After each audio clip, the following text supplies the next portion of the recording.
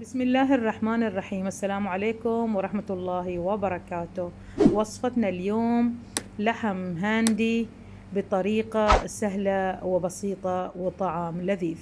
في البداية نجهز شوية بهارات. عندي ملعقة صغيرة من كمون حب، وملعقة صغيرة من كزبرة، وملعقة صغيرة من فلفل أسود، وقرنين من فلفل أحمر اليابس. كلهم أحمصهم شوية داخل مقلاة أو قدر، تحميصة بسيطة لين تطلع الريحة. بعدين أشيلهم على الجنب وأتركهم حتى يبرد تماما، وبعدين نطحنهم. هنا أنا استخدمت قدر فخاري، ممكن تستخدمون أي قدر، مش لازم فخاري. حطيت ربع كوب من الزيت النباتي، وتقريبا ملعقتين كبار من زبدة، ممكن تحطون زبدة فقط أو زيت حسب الرغبة. حطيت بصلتين حجم متوسط، فرمتهم ناعم جدا ونزلتهم في الزيت. أترك البصل يذبل شوية، وبعدين نضيف اللحم. أنا أخذت لحم غنم كيلو، أضيفهم بعد ما يذبل البصل فرمتهم ناعم بدون إضافة أي ماء.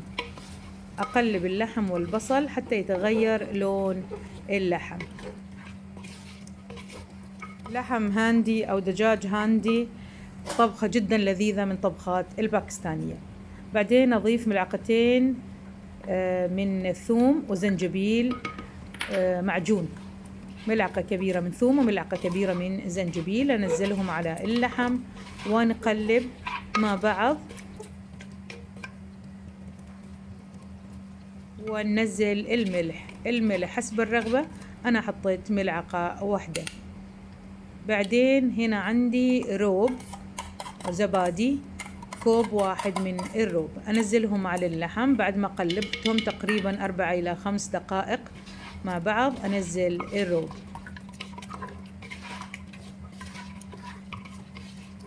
نقلب بشكل جيد.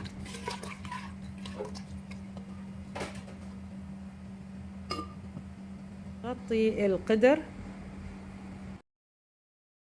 أنا عندي حبات من اللوز نقعتهم في ماء ساخن وشليت القشرة. بعدين أحطهم في خلاطة، في محضر الطعام، في أي شيء، أحط شوية ماء وأعمل معجون، أفرمهم ناعم جدا. كذا خلصنا. هذا شكل اللوز. نتركهم على الجنب نستخدمهم بعدين. ونيجي للبهارات اللي حمصناهم، نفس الشيء، نفرمهم خشن، ما يكون مطحون جدا أو بودرة، لا نخليهم شوية خشن.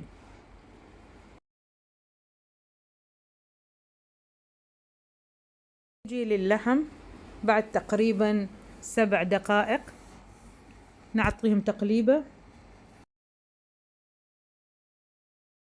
البهارات اللي حمصناهم، طبعا البهارات الخشنة، نضيف عليهم ملعقة صغيرة من هيل مطحون وننزلهم فوق اللحم.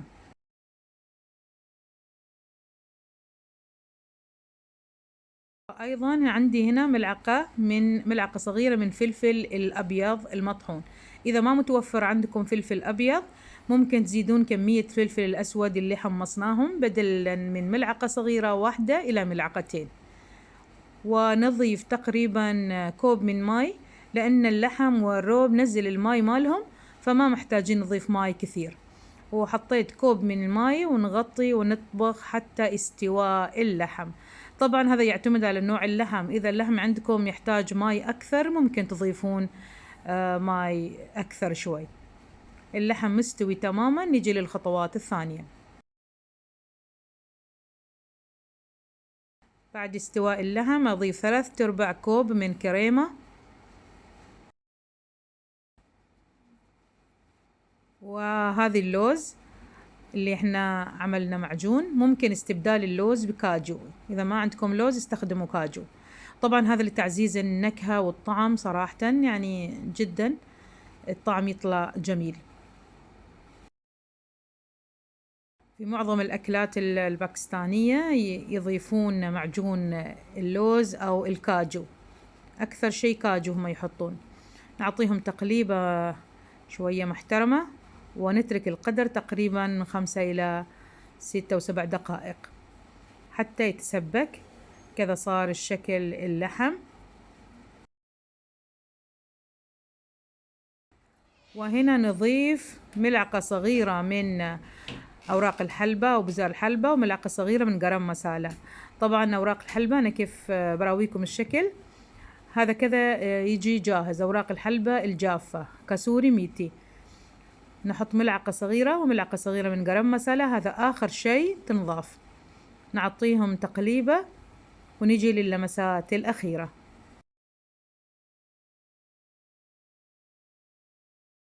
نضيف كزبرة ونقلب.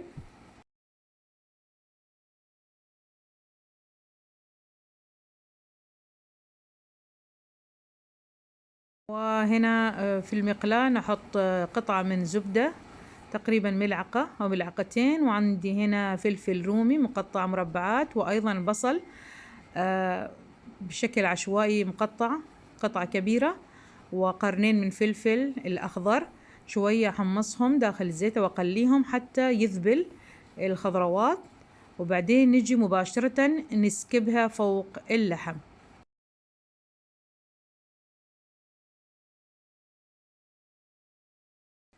نقلب بهذا الشكل ونكون خلصنا. طبعا هذه الأكلة من الأكلات الباكستانية اللذيذة جدا مع نان أو خبز تنور باراتا، أو ممكن حتى مع الأرز. نزين بكزبرة، وأتمنى أنكم حبيتوا الوصفة، وبالعافية علينا وعليكم، والسلام عليكم ورحمة الله.